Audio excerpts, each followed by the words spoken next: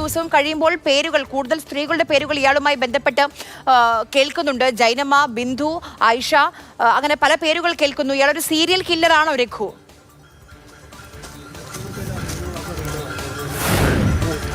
Serial കില്ലറാണെന്നുള്ള സംശയത്തിലേക്കാണ് police പോകുന്നത്. സെബാസ്റ്റ്യൻ്റെ വീട്ടിലാണ് ഞാനുള്ളത്. സെബാസ്റ്റ്യൻ്റെ ചെയ്തികൾ പോലെ തന്നെ അടിമുടി ദുരൂഹമാണ് ഈ വീടും. സാധാരണ നിലയിൽ നമ്മൾ പ്രേത സിനിമകളിലും നോവലുകളിലുമൊക്കെ വായിക്കുന്ന ഒരു വീടിൻ്റെ ആംബിയൻസും അതേപോലെയുള്ള ചുറ്റുപാടുകളും ഒക്കെ ഉള്ളൊരു സ്ഥലം കൂടിയാണിത്. കാരണം ഇതൊരു 2 ഏക്കറിൽ 2 ഏക്കർ പുരയിടത്തിലാണ് ഈ വീടുള്ളത്. ആ വീടിൻ്റെ പരിസരം മുഴുവൻ കാടാണ്. ഈ പുരയിടത്തിൽ 4 or 5 കുളങ്ങളുണ്ട്. ചെറിയ കുളങ്ങളുണ്ട്, വലിയ കുളങ്ങളുണ്ട്. അതിൽ മുഷി പോലുള്ള മീനുകളുണ്ട്. അതൊക്കെയാണ് ഈ വീടിൻ്റെ ഒരു ദുരൂഹതയൊക്കെ വർദ്ധിപ്പിക്കുന്നത്. നമ്മൾ ആദ്യ ദിവസം ഇവിടെ വന്നപ്പോൾ പോലീസ് നമ്മളെ അകത്തേക്കൊക്കെ കയറാൻ വേണ്ടി അനുവദിച്ചിരുന്നു. പക്ഷേ ഇന്നലെയോടുകൂടി വീട് പൂർണ്ണമായി ബന്ദോബസ്ത് ചെയ്തിരിക്കുകയാണ്. മുറ്റത്തേക്കോ മുൻപ് മൃതദേഹാവശിഷ്ടങ്ങൾ കുഴിച്ചിട്ട സ്ഥലത്തേക്കോ ഒന്നും പോലീസ് കടത്തി വിടുന്നില്ല.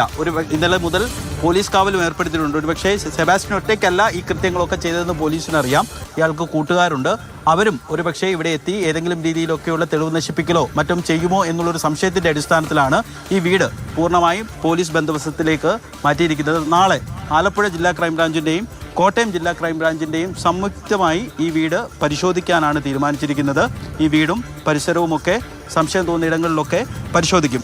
നിലവിൽ 16 വർഷം മുൻപ് മുതൽ കാണാതായ ചേർത്തല പരിസരത്തെ സ്ത്രീകളെക്കുറിച്ചുള്ളൊരു അന്വേഷണം പോലീസ് നടത്തുന്നുണ്ട്. ഈ സ്ത്രീകൾക്ക് ഏതെങ്കിലും രീതിയിൽ സെബാസ്റ്റ്യനുമായിട്ട് കണക്ട് ചെയ്യാൻ പറ്റുന്നൊരു ലിങ്ക് ഉണ്ടോ എന്നുള്ളതാണ് പോലീസ് പരിശോധിക്കുന്നത്.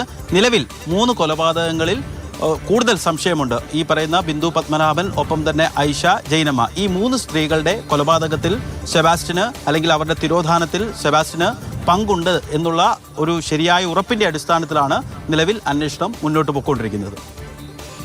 രഘു, ഈ പറഞ്ഞതുപോലെ ഇയാളൊരു രീതി ഇപ്പം ജൈനമ്മയുടെ കേസുമായി ബന്ധപ്പെട്ട് ജൈനമ്മയുടെ കുടുംബാംഗങ്ങൾ പറയുന്നതൊക്കെ നമ്മൾ കേട്ടിരുന്നു. അതായത് ഒറ്റയ്ക്ക് താമസിക്കുന്ന അല്ലെങ്കിൽ ഈ അമ്പലവും പള്ളിയുമായി ഒക്കെ ജീവിച്ചു പോകുന്ന സാധാരണക്കാരായ സ്ത്രീകൾ അവരുമായി ഒരു സൗഹൃദം സ്ഥാപിക്കുക, അതുവഴി അവരിൽ നിന്ന് സ്വർണവും പണവും സ്വത്തുക്കളും ഒക്കെ മോഷ്ടിക്കുക, ഇതായിരുന്നു ഒരു സ്ട്രാറ്റജി സെബാസ്റ്റ്യൻ്റെ.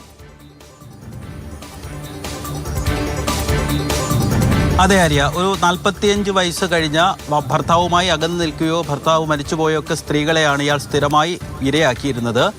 ക്ഷേത്രവുമായിട്ടോ പള്ളിയോ ഒക്കെ ആയിട്ട് കുറച്ചുകൂടെ ആത്മീയതയൊക്കെ ഉള്ള കുറച്ച് സ്ത്രീകളെ ഇയാൾ ബോധപൂർവം വലയിലാക്കുകയും അവരുടെ സ്വർണവും മറ്റ് അവരുടെ ഏതെങ്കിലുമൊക്കെ വിലപിടിപ്പുള്ള വസ്തുക്കൾ, കാരണം ഈ ബിന്ദു പത്മനാഭൻ്റെ കേസ് അതിനൊരു ഉദാഹരണമാണ്. ബിന്ദു പത്മനാഭൻ വലിയ സാമ്പത്തിക ഭദ്രത ഉണ്ടായിരുന്നൊരു വീട്ടിലെ സ്ത്രീയായിരുന്നു. അവരുടെ അച്ഛൻ മരിച്ചുപോയി, അച്ഛനും അമ്മയും മരിച്ചുപോയി.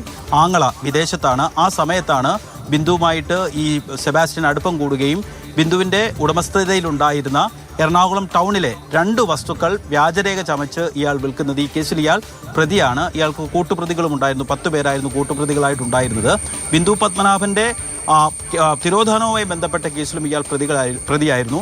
സംസ്ഥാന ക്രൈംബ്രാഞ്ചാണ് ആ കേസ് അന്വേഷിക്കുന്നത്. ആ കേസുമായി ബന്ധപ്പെട്ട് സെബാസ്റ്റ്യൻ്റെ നുണപരിശോധന നടത്താനുള്ളൊരു നീക്കം കോടതി വഴി അന്വേഷണ സംഘം നടത്തിയിരുന്നു. പക്ഷേ സെബാസ്റ്റ്യൻ നുണപരിശോധനയ്ക്ക് വിധേയനാകാനാകില്ല എന്നറിയിച്ചതിനെ തുടർന്ന് ആ ശ്രമവും മുന്നോട്ട് പോയില്ല. അതിവിദഗ്ധമായി നമ്മൾ സെബാസ്റ്റ്യനെ കണ്ടാൽ അയാളെ അമ്മാവ എന്നാണ് നാട്ടുകാരൊക്കെ വിളിക്കുന്നത്. അയാളെ കണ്ടാൽ അയാൾ ഇത്ര വലിയൊരു കൊലപാതകയാണെന്നോ ഇത്രയധികം രഹസ്യങ്ങൾ സൂക്ഷിക്കുന്ന ഒരു മനുഷ്യനാണെന്നോ നമുക്ക് മനസ്സിലാവില്ല. കാരണം സംസ്ഥാനത്തെ അതിപ്രഗത്ഭരായ ഉദ്യോഗസ്ഥർ കഴിഞ്ഞ കുറേ വർഷങ്ങളായി സെബാസ്റ്റ്യനെ ചോദ്യം ചെയ്യുന്നുണ്ട്, പല ഘട്ടത്തിൽ കസ്റ്റഡിയിൽ എടുത്തിട്ടുണ്ട്. പക്ഷേ അയാളെ കുരുക്കുന്ന നിർണായകമായൊരു തെളിവും മൊഴിയും ഇതുവരെ അയാളുടെ വായിൽ നിന്ന് വീണിട്ടില്ല. ശരി, രഘുനാഥ് നാരായണനാണ് വിവരങ്ങൾ നൽകിയത്.